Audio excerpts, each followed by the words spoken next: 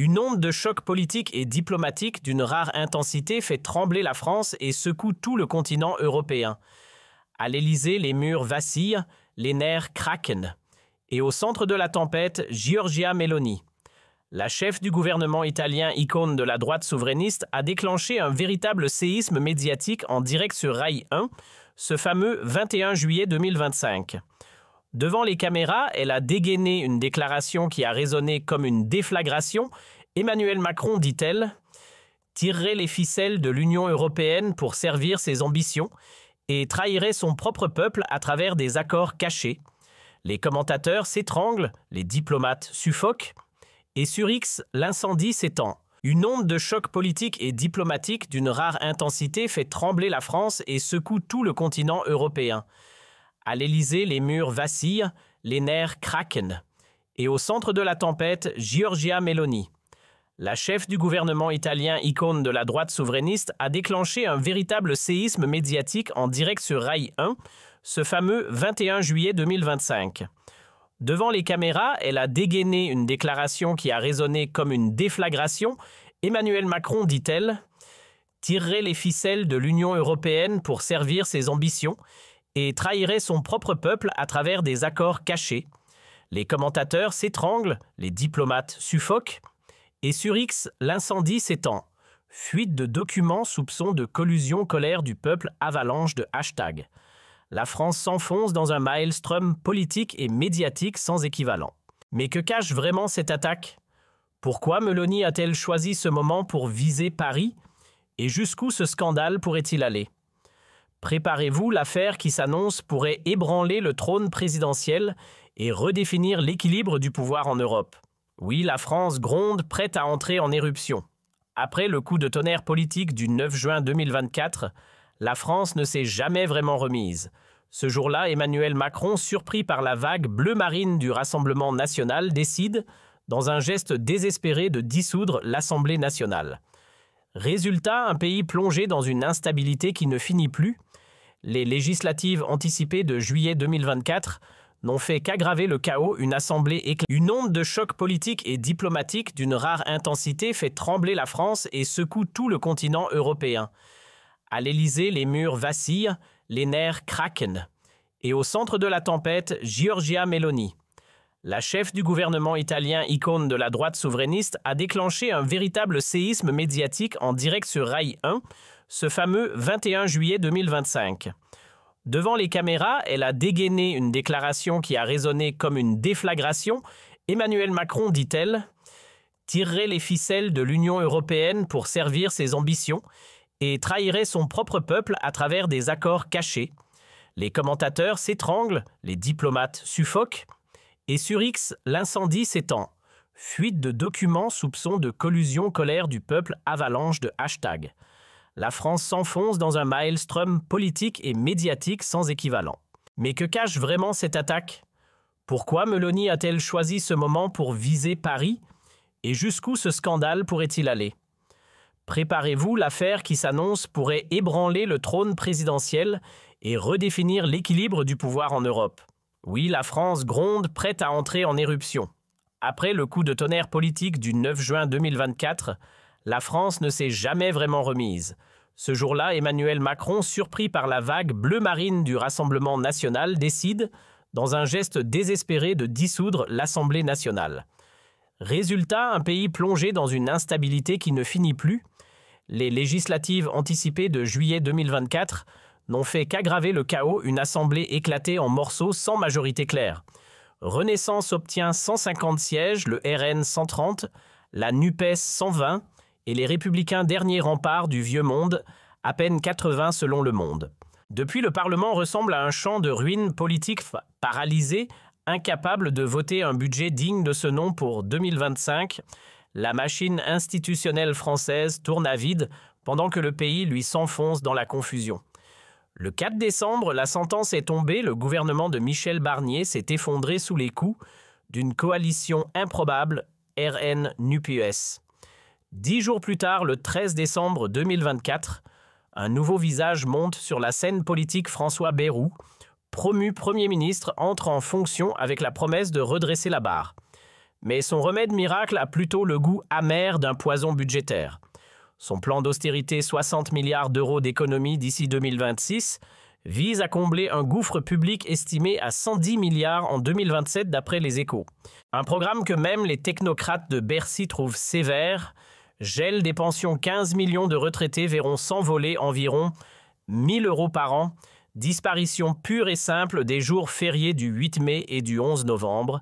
Et saignée massive dans les services publics, 10 000 postes supprimés dans l'éducation, 50 hôpitaux régionaux fermés 30%, des lignes TGV rayées de la carte. Sur X, l'indignation explose. Une trahison crient les internautes. Les fantômes des grandes manifestations de 2023 contre la réforme des retraites ressurgissent, tandis que l'économie française chancelle au bord du précipice.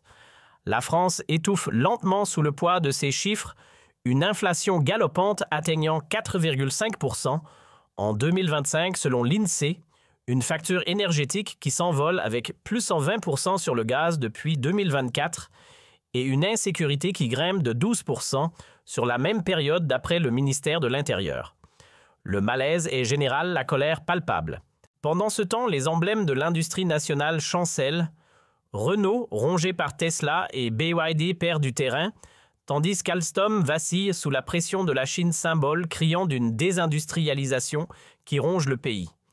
Et comme un verdict sans appel, un sondage Toluna Harris Interactive de mars 2025 révèle que seuls 4% des Français gardent encore foi en Macron, quand 67% le tiennent directement responsable du désastre. Sur X, la vindicte populaire s'enflamme. Macron sacrifie la France pour Bruxelles. Nos retraites, nos hôpitaux, tout est bradé. Fulmine patriote 705-15. Une phrase qui résonne comme un cri de guerre dans une nation à bout de souffle. Sur le vieux continent, la tension est électrique presque palpable. Depuis 2022, Giorgia Meloni, la chef du gouvernement italien et égérie de la droite souverainiste, s'impose comme une pièce maîtresse du jeu conservateur européen. Derrière ses discours enflammés sur la souveraineté, elle manie pourtant le pragmatisme avec une précision chirurgicale, partenariat migratoire avec la Tunisie coopération, affiché avec Bruxelles soutien assumé à l'Ukraine, autant de gestes qui tranchent avec la défiance de ses alliés populistes, du RN ou de l'AfD. Mais le 21 juillet, sur le plateau de la RAI, la dirigeante italienne change de ton et fait trembler les chancelleries européennes. Dans une interview d'apparence banale, elle lâche une phrase qui claque comme un coup de tonnerre. Face à la caméra, Meloni accuse sans détour « Emmanuel Macron manipule l'Union européenne pour servir ses propres intérêts et ceux de ses financiers.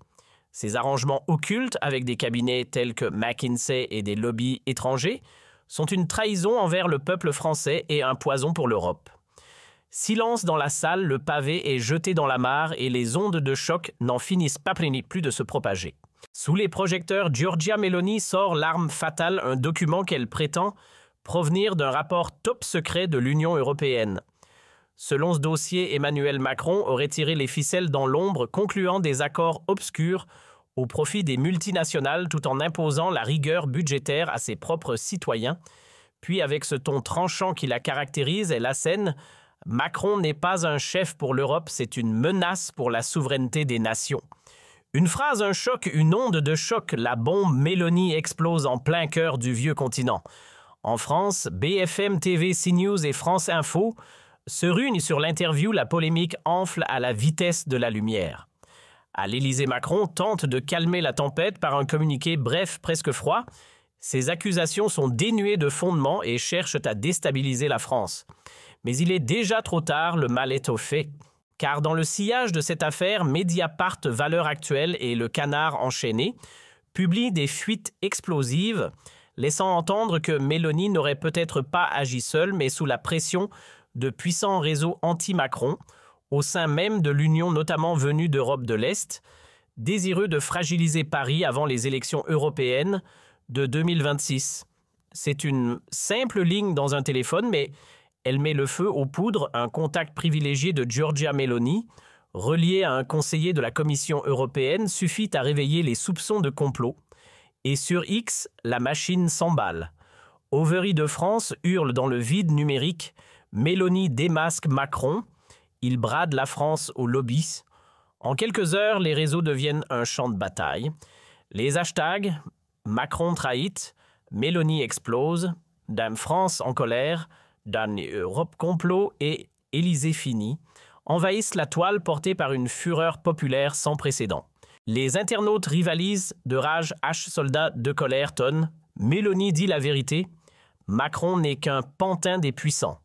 Tandis que Ibo Patriote 75 fait exploser les compteurs avec des extraits viraux de l'interview, vus plus de 20 millions de fois, où l'on voit Mélanie brandir son fameux document, le regard brûlant de défi.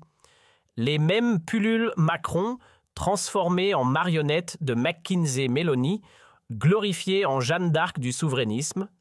Et pendant que le tumulte enfle, e-conspiration 75 verse de l'huile sur le feu, Mélanie révèle la conspiration Macron-Bruxelles-Washington. La France est vendue, Internet s'embrase et personne ne contrôle plus rien.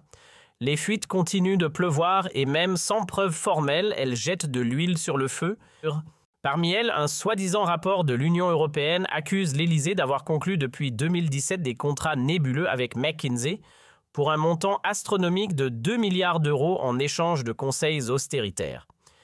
Pire encore, on y lit que Macron aurait poussé Bruxelles à adopter des politiques taillées sur mesure pour les géants français, notamment Total Energies. Sur X, la fureur explose.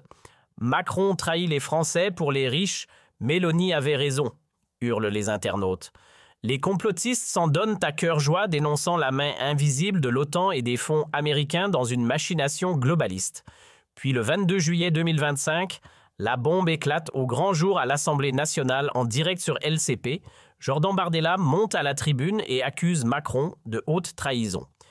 Mélanie a simplement dit tout haut ce que tout le monde pense. Macron vend la France à des puissances étrangères, qu'ils partent. Tonne-t-il, provoquant un tumulte tel que la séance est suspendue. Dans la foulée, Marine Le Pen en rajoute une couche sur X. Mélanie a raison. Macron est un danger pour la France et pour l'Europe. Les Français ont droit à la vérité. L'affaire a pris feu et plus personne ne semble pouvoir l'éteindre. À gauche de l'échiquier politique, les réactions fusent. Manon Aubry, eurodéputée LFI, salue le courage de Mélanie tout en décochant une flèche. Macron est un problème, mais Mélanie n'est certainement pas la solution.